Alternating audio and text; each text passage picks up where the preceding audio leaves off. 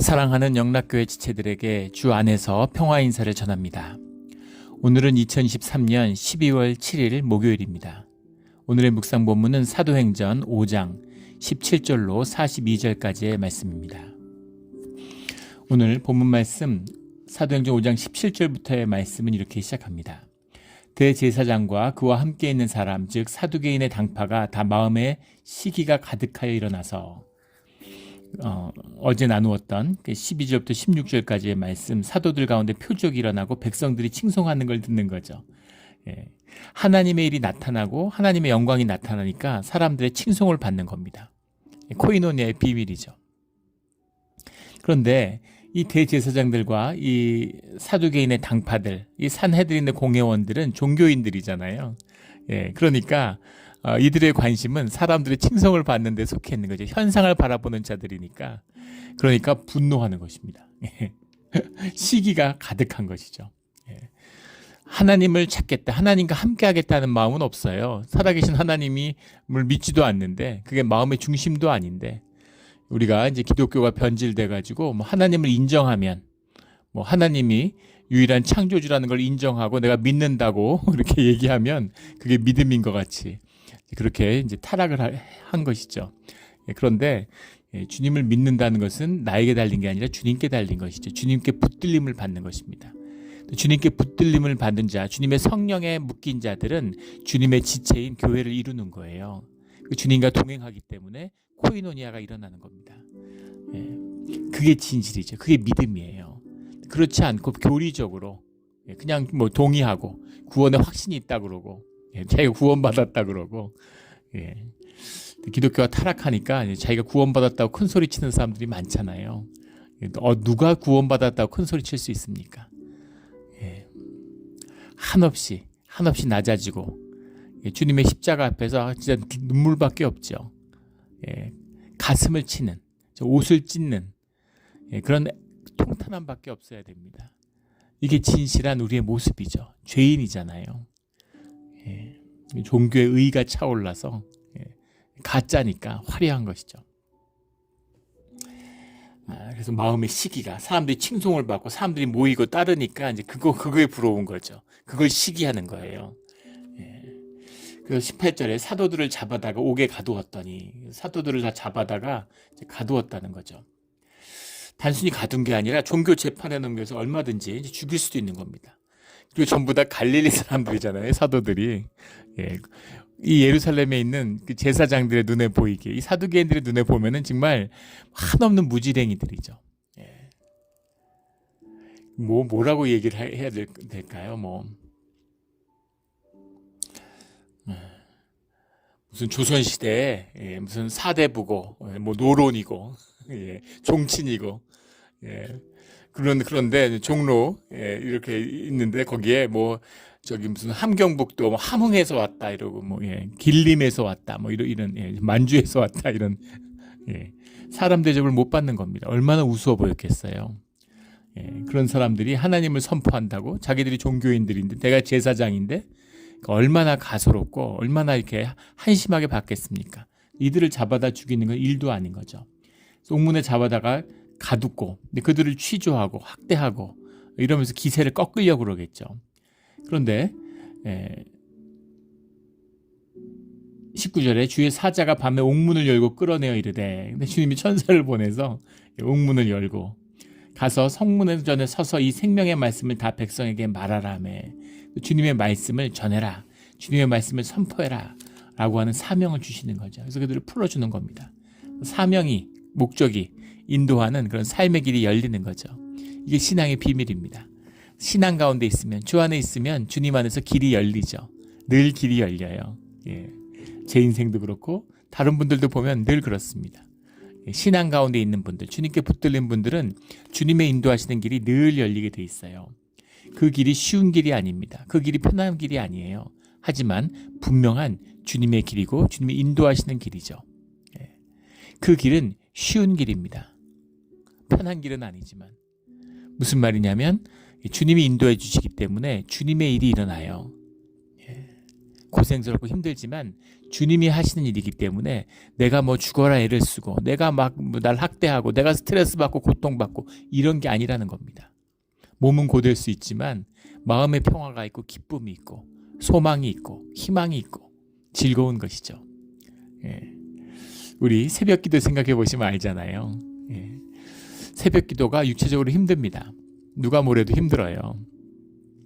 물론 소수의 새벽형 인간이 있어서 좀 덜 힘든 분도 있죠. 오른손잡이 왼손잡이처럼 새벽에 잠이 없는 분들이 있어요. 예. 또 우리 신앙의 선배들 말씀을 들어보면 나이가 드시면 새벽잠이 없어져 갖고 이제 좀 편해진다 뭐 이런 선배 목사님들 그런 말씀도 하세요. 예. 어떤 분이 그런 고백을 하시더라고요. 예. 우리 신앙의 중심이 뭡니까? 정결을 피워내는 거잖아요. 예. 근데 죄를 짓고 싶어도 죄질 힘이 없다고. 밤에 좀 뭐 돌아다녀야 되잖아요. 밤에 나가야 뭐 죄질 기회가 있을 텐데. 그런데 8시만 돼도 잠이 쏟아져서 9시면 자는데 주님 영접하고 9시 뉴스를 한 번도 못 봤다 이런 분도 이제 한국에서 뵌 적이 있습니다. 그런 거죠. 주님이 인도하시는 길, 힘들고 고된 게 있어요. 어려움이 있습니다. 그러나 마음속에 뭐라 말할 수 없는 기쁨이 있는 거죠. 즐거운 거예요. 소망이 있는 겁니다. 그래서 그 길을 가는데 그 길이 쉬운 거죠. 쉬운 겁니다. 힘들지만 쉬운 거예요. 쉬운 길입니다. 내가 막 내 사업, 내 분깃, 내 목적, 내 의지, 내 성공, 내 평판 죽을 고생하는 거죠. 뭐 머리 빠지고 잠 안 오고 막 불면증에 시달리고 무슨 항우울제 약 먹고 그런 게 아니라는 겁니다. 성전에서 생명의 말씀을 백성에게 말하라 하니까 그 말씀을 이제 전하는 거죠.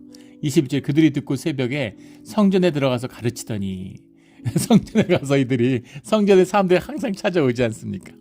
그 성전 뜰에 서서 사람들에게 말씀을 선포하고 예수 그리스도를 선포하니까 제사장들이 보면 기가 막히게 무슨 이런 경우가 있나 이러지 않겠어요? 말씀을 선포하는 겁니다. 그 얘기를 듣고서 깜짝 놀라서 또 다른 이제 사람들이 누가 섰나 싶었겠죠. 그래서 혹시나 해서 옥에 가서 있는 사도들을 이제 잡아내와라 했더니 가니까 옥에 사도들이 보이지 않는 거예요. 옥은 든든하게 잠기고 지키는 사람들이 문에 서 있으되 문을 열고 본즉 그 안에는 한 사람도 없더이다. 이런 보고를 받게 되는 거죠. 주님의 이적이잖아요. 현상이라는 것 속에 본질이 있고 그 현상의 모든 것이라는 것을 주관하는 분도 주님이시죠. 그 권한이라는 것을 섭리 아래 두고 그 권한이라는 것이 잠시 그 영적 권세라고 하는 것을 마귀한테 위임한 거죠. 우리 여러 번 그 이야기 나눴잖아요. 훈련소의 악마 조교처럼 우리를 연단하고 성장시키기 위한 도구로 쓰시는 것뿐이죠. 하지만 그 모든 것을 주관하시는 능력이 주님께 있죠. 주님이 못할 일이 뭐가 있겠어요. 그런데 주님이 그런 모든 것을 이적으로 행하시느냐? 그러면 섭리를 왜 만드셨겠습니까? 주님이 세상을 움직여가고 운영해가는 자연의 섭리가 있고 인간의 섭리가 있고 관계의 섭리가 있고 영의 섭리가 있잖아요. 그 섭리대로 움직여가는 그 틀이 있는 것이죠. 그 틀을 유지하지만 그 틀을 유지한다고 해서 예외가 없는 것은 아니라는 겁니다. 주님이 이루고자 하시는 본질의 역사가 현상 가운데 실제화되는 거죠. 그것을 주관하시는 분, 본질을 붙들고 있는 분이 주님이시잖아요. 주님이 못할 일이 없으신 거죠. 그리고 이것이 섭리를 어긋나는, 자연의 섭리를 어긋나는 것도 아니에요. 물리학자들은 이야기를 하죠. 우리가 눈을 떴을 때 다음날, 내일 눈을 떴는데 우리가 화성에서 깨어날 확률이 제로가 아니라는 겁니다. 우리가 벽을 통과할 수 있다는 거예요. 과학적으로 아무 문제가 없다는 겁니다. 이 벽이라는 것과 우리의 몸이라고 하는 것은 사실은 모든 소립자 수준에 가면 같은 물질이죠. 그런데 물질의 대부분이 텅 비어 있습니다. 물리학과에 입학하면 몸이 텅 비어 있다는 것을 보여주는 증거로 소립자를 몸에 쏜다고 그래요. 그럼 다 통과하죠. 몸이 꽉 차 있으면 어떻게 통과하겠어요? 튕겨내겠죠. 근데 다 통과하는 겁니다.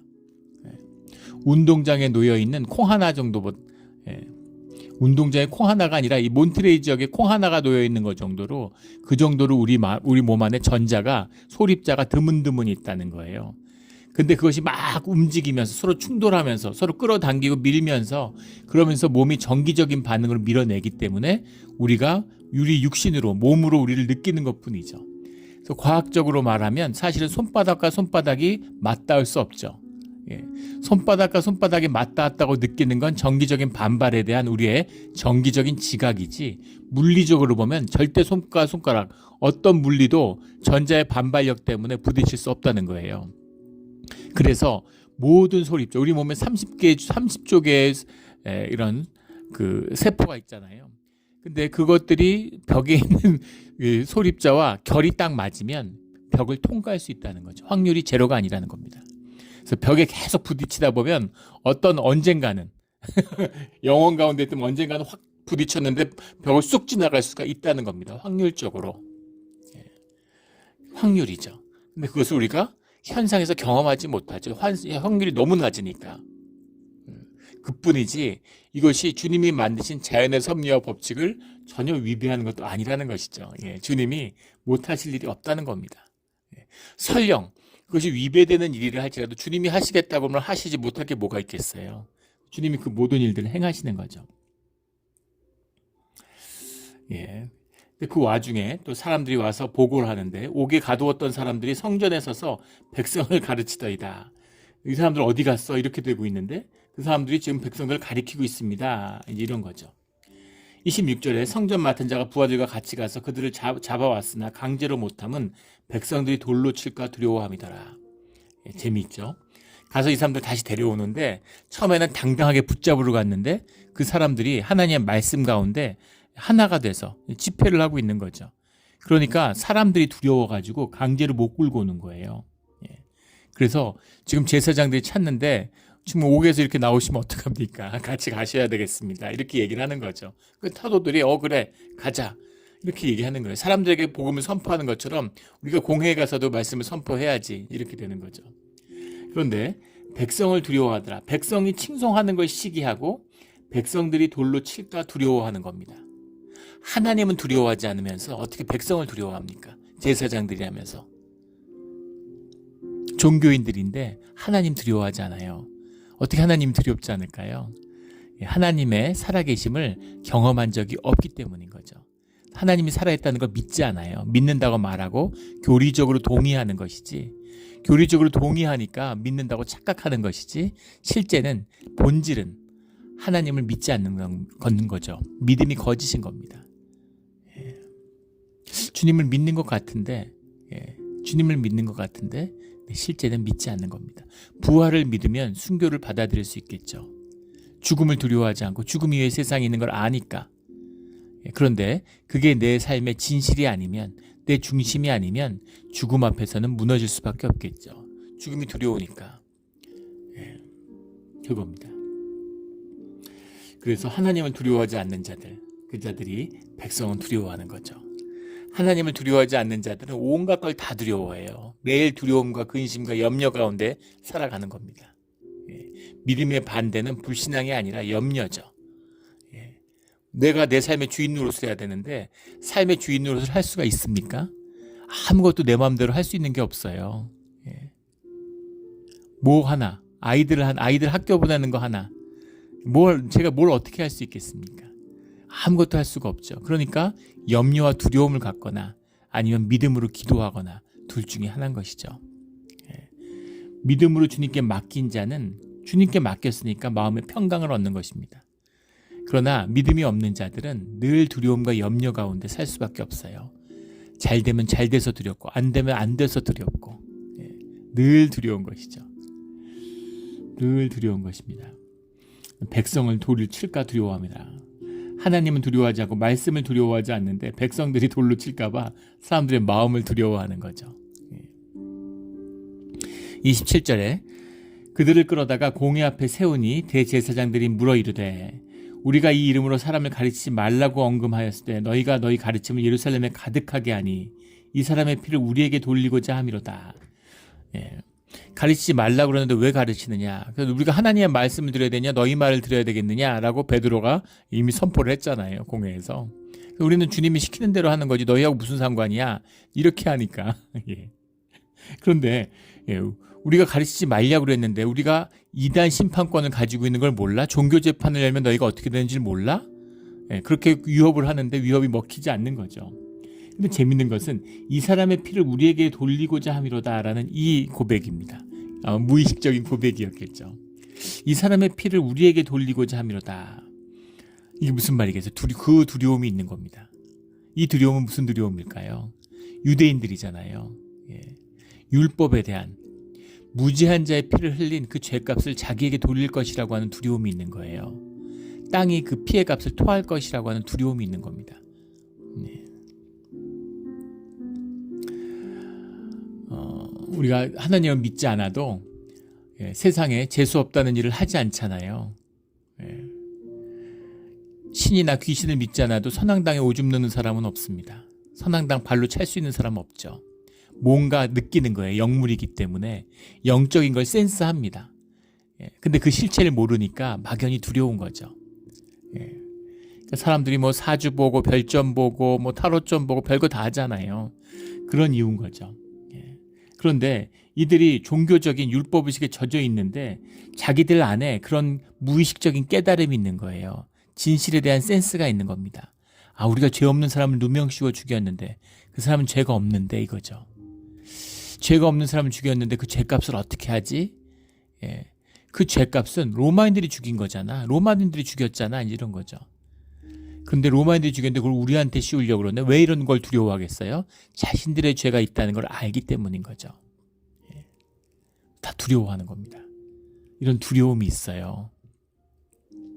마틴 루터 킹 목사가 총에 맞아 죽은 다음에 미국에 100년 동안 끄떡없던 남북전쟁 이후 때문에 100년 동안 끄떡없던 모두 인종차별적인 그런 것이 사흘 안에 다 사라졌습니다.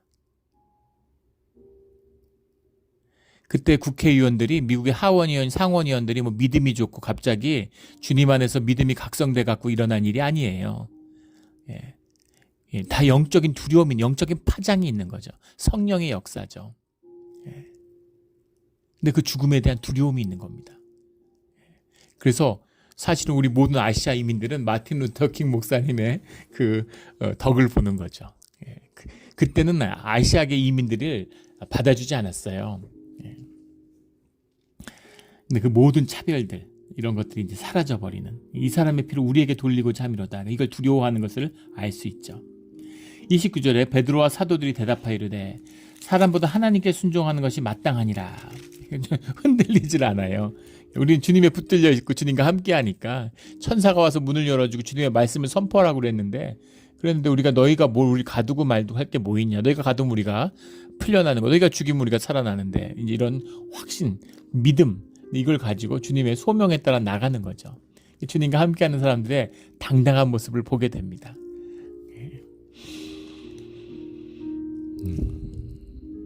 31절에 이스라엘에게 회개함과 죄사함을 주시려고 그를 오른손으로 높이사 임금과 구주로 삼으셨느니라. 예수님이 그리스도셨다. 우리가 기다리던 메시아가 예수님이었다라는 복음의 핵심을 선포하고 있는 거죠.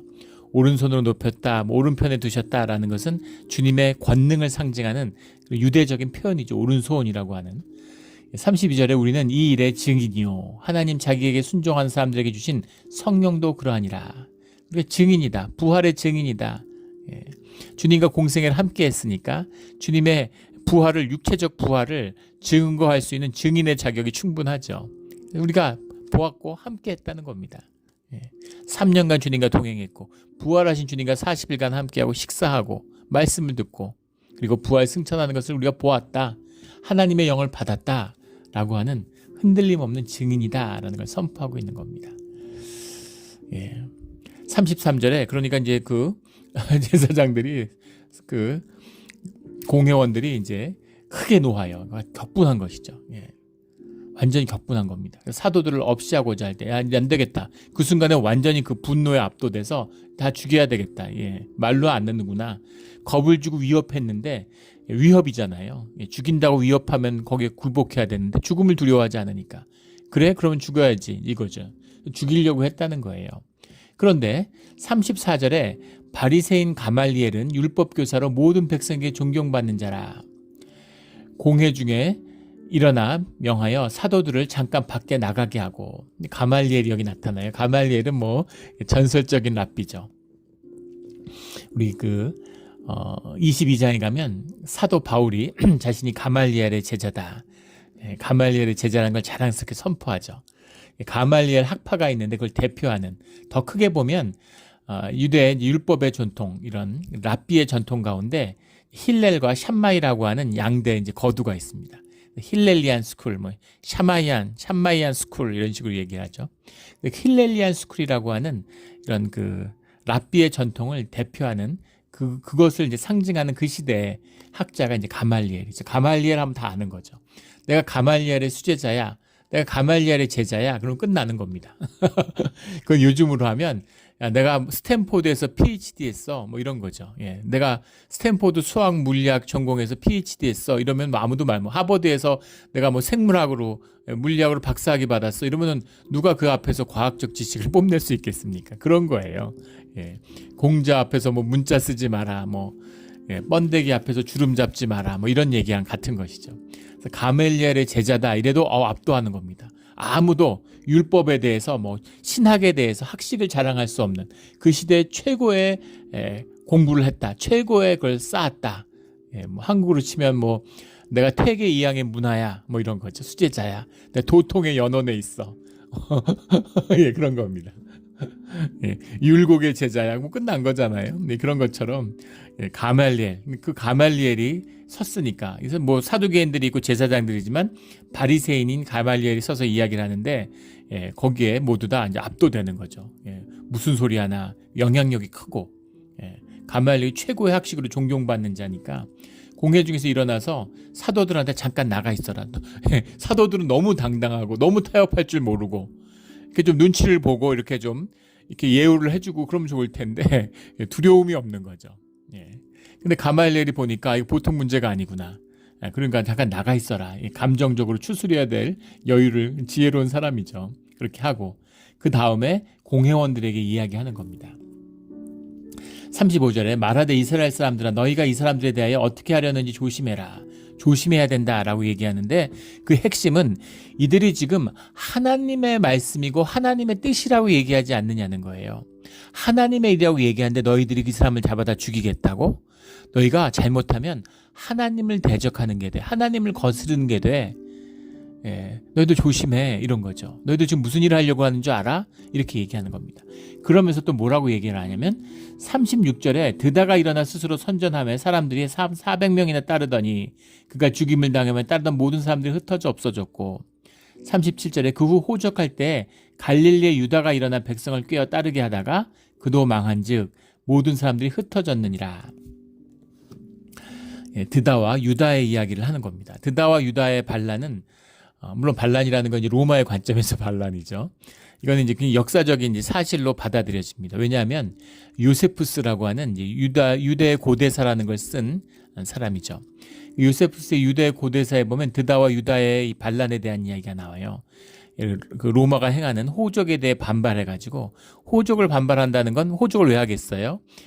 그 세금을 걷기 위해 하는 것이죠. 그러니까 당연히 반발할 수밖에 없는 것이고, 또 유대인들은 이제 호적을 그 주님이 하시는 것이지 호적을 해서 안 된다는 것이 말씀에 있잖아요. 그러니까 그 반발할 수 있는 또 근거도 있고, 이러니까 이 호적에 반발했던 것이죠. 근데 드다와 유다가 이제 순차적으로 나오는데 거의 동시대에 같이 일어났던 사건입니다. 근데 역사적으로는 역사학자들은 이제 이제 유다와 드다의 문제, 특별히 이제 유다의 문제 때문에, 왜냐하면 그 요세푸스의 유대 고대사에 보면 클라우디아 황제 때 이 유다의 반란이 이제 일어난 것으로 나옵니다. 그런데 문제는 뭐냐면 만약에 그렇다면 적어도 예수님의 죽음 이후에 적어도 8년 정도의 세월은 흐른 시점으로 봐야 된다는 거죠. 왜냐하면 로마의 이제 그 황제의 그 복무 연한이, 재위 연한이 정확하기 때문에.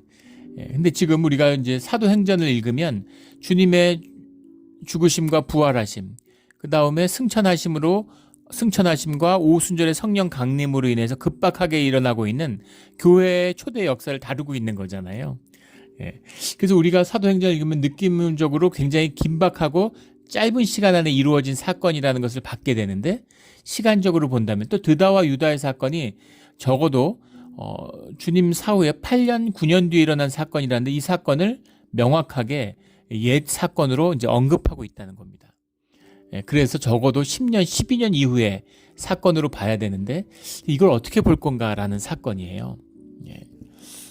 하나는 그랬을 수도 있는 것이죠. 예. 이걸 시간이라는 건 성경은 늘 그렇잖아요. 구약도 그렇고 신약도 그렇고 시간의 순서나 세월의 전개에 대해서 관심이 없습니다. 의미 있고 중요한 사건들을 이야기하기 때문에 그래서 실은 그 사건이나 그 시간이라는 것이 붙어서 연결된 의미와 의미로 연결된 것이죠.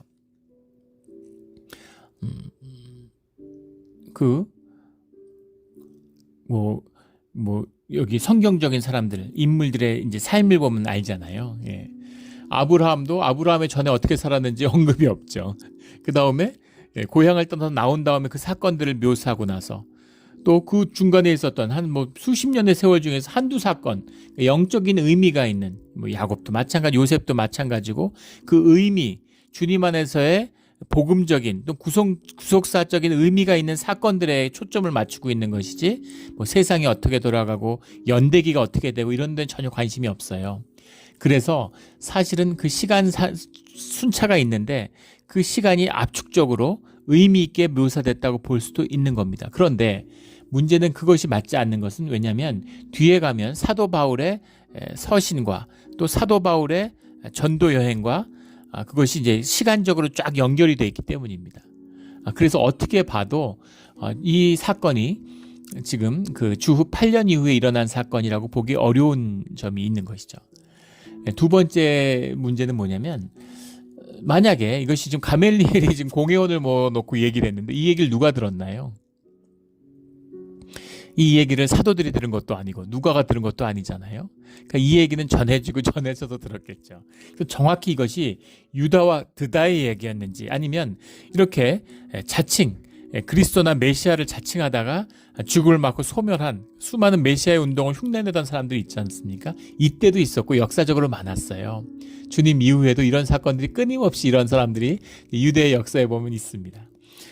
그래서 그런 사람들을 언급한 것인지 이제 그것이 이제 불명확하다는 이야기일 수도 있겠죠. 그런 가능성도 있습니다. 근데 그것보다 더 근본적으로는 사실은 요세푸스의 유대 고대사가 틀렸을 수도 있죠. 그 기록이 이제 클라우디아 황제 때 그때 유다의 반란이 있었다는 그것이 틀렸을 수도 있고 또 다른 유다일 수도 있는 것이죠. 여러 가지 가능성이 있기 때문에 꼭 그것에 근거해 가지고 이제 이것이 맞다 안 맞다 시간이 인재다 저재다 앞뒤가 안 맞는다 이런 얘기들을 할 필요는 없다는 것입니다. 근데 이제 이 오늘 잘하는 드다와 유다의 얘기 핵심이 뭐냐면 하나님의 이름으로 메시아를 자칭하고 일어났다가 소멸되는 것, 주님의 뜻이 아니고 하나님의 인도하심이 없으면 성령의 인도하심이 없으면 소멸되지 않느냐. 근데 하나님의 이름으로 한다 그러니까 함부로 진짜 하나님의 뜻이면 어떡해. 그러니까 두고 보자는 거죠. 이게 가말리엘의 지혜입니다. 38절에 나오는 이 사상과 소행이 사람으로부터 났으면 무너질 것이요. 사람의 것이라면 어차피 썩어지고 사라지게 돼 있는 거죠. 아무리 화려하고 아무리 대단해 보여도 결국은 다 사라지고 썩어지게 될 것이다. 근데 만일 하나님께로부터 났으면 너희가 그들을 무너뜨릴 수 없겠고 도리어 하나님을 대적하는 자가 될까 하노라. 하나님의 뜻을 거스리고 대적하는 자가 되면 그럼 기회가 없는 거죠. 용서받을 수 없는, 돌이킬 수 없는 것입니다. 하나님의 이름으로 한다고 하니까 기다려보자 이런 이야기죠. 참으로 이제 지혜로운 이야기죠. 지혜가 있습니다. 두고 보면 알죠. 무슨 구원파도 마찬가지고 세상을 삼킬 것처럼 무슨 신앙촌도 마찬가지고 무슨 통일교도 마찬가지고 세상을 막 뒤흔들잖아요. 그런데 결국은 쓰러지고 썩어지게 돼 있는 것이죠. 신천지도 마찬가지일 거고 다 마찬가지입니다. 물론 다른 이름으로 계속 그런 악한 그런 짐승의 역사들이 계속 반복되고 일어나죠. 그러나 그것은 결국은 다 사라지게 돼 있어요. 예수님의 사건, 인간적인 눈, 현상적인 눈으로 보십시오. 갈릴리 지역에 배움도 없고 목수의 자식으로 태어난 거기다가 사람들 사이에서 사생아로 태어났다는 이야기를 듣는 그런 청년이 공생에 3년을 살다 묵묵히 아버지를 도우면서 목수로 살다가 3년간 말씀을 전한 겁니다. 그 공생애가 끝나고 난 다음에 거기다가 붙들려서 억울하게 죽었어요. 무기력하게. 저항도 제대로 안 해보고 뭐 한번 싸워보든지 전쟁을 해보든지 거기에 십자가에 매달려 죽은 것입니다. 부활했다고 하는데 부활한 거 본 거는 제자들밖에 없잖아요. 현상의 눈으로 보면 다 한 통속 아닙니까? 그런데 그 가르침이, 그 말씀의 선포가 지금 2000년이 지났는데 지금까지도 면면히, 지금까지도 생생하게, 지금도 그 말씀을 듣고 예수 그리스도를 영접하는 자들이 나오고 또 복음이 새로워지잖아요. 이게 있을 수 있는 일입니까? 이것이 하나님의 일이죠. 하나님이 하시는 거예요. 요즘에 이제 안타까움을 말하는 분들이 많죠. 교회들이 쇠퇴하고 이러니까, 기독교가 쇠퇴하니까 안타까워하는 분들이 많습니다. 안타까워할 필요가 전혀 없죠. 뭐 안타까운 건 사실입니다. 애통한 건 사실이지만 특히 또 교회에서 아름다운 시절을 보냈던 부흥의 세대들, 지금 다 거의 세상을 떠나고 계시잖아요. 그분들이 느끼는 그 아픔은 뭐 말할 수 없죠. 그 교회가 부흥하던 때, 주님이 함께하던 때 그 기쁨을 기억하고 있으니까.